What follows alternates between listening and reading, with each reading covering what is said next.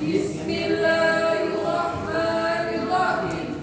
Assalamualaikum warahmatullahi wabarakatuh.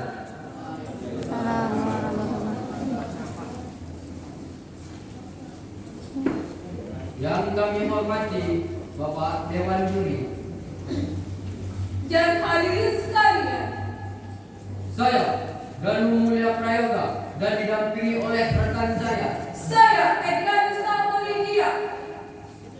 Kami calon duta pada Sadar Hukum tahun 2021 dari SMK Negeri 1 GIREK. Siapa kita? Agent of Change, Siapa kita? leader, be leader, Siapa kita? millennial energy kebangkitan peradaban gembira. Agar Tegakkan syariat, wujudkan kalimat menyangkan kalimat Allah Ta'ala. Sadar hukum adalah suatu kondisi di mana masyarakat mau menghargai, mau mematuhi hukum dengan kesadarannya sendiri, tanpa adanya paksaan dari siapapun. Secara sederhana, kesadaran hukum masyarakat pada hakikatnya adalah merupakan basis aktivitas dalam kehidupan sehari-hari dan dijadikan acuan oleh keluarga dan masyarakat. seorang muslim harus memahami bahwasanya kalau hukum perbuatan sesuai dengan hukum syara.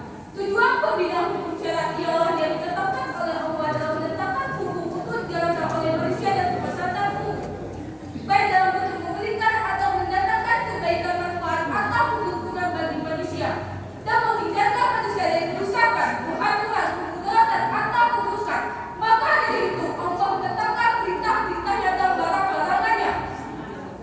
Korupsi di Indonesia agaknya telah menjadi persoalan yang amat kronis. Ibarat penyakit, korupsi telah menyebar luas ke seantero negeri dengan jumlah yang dari tahun ke tahun cenderung semakin meningkat serta modus yang makin beragam. Hasil riset yang dilakukan oleh berbagai lembaga juga menunjukkan bahwa korupsi di negeri yang penduduknya mayoritas muslim ini yang paling tinggi di dunia. Bahkan kalau Singapura atau Thailand sekali waktu sudah menjuluki Indonesia sebagai developed country karena sejauh bisa dapat diberi entah itu seleksi, tender, wartawan, hakim, jaksa, polisi atau petugas pajak. Pendek kata segala urusan bukan salahnya bila ada amal. Korupsi telah merugikan keuangan negara. Win Kianil, Ketua Badan Perencanaan Pembangunan Nasional, Bappenas menyebutkan lebih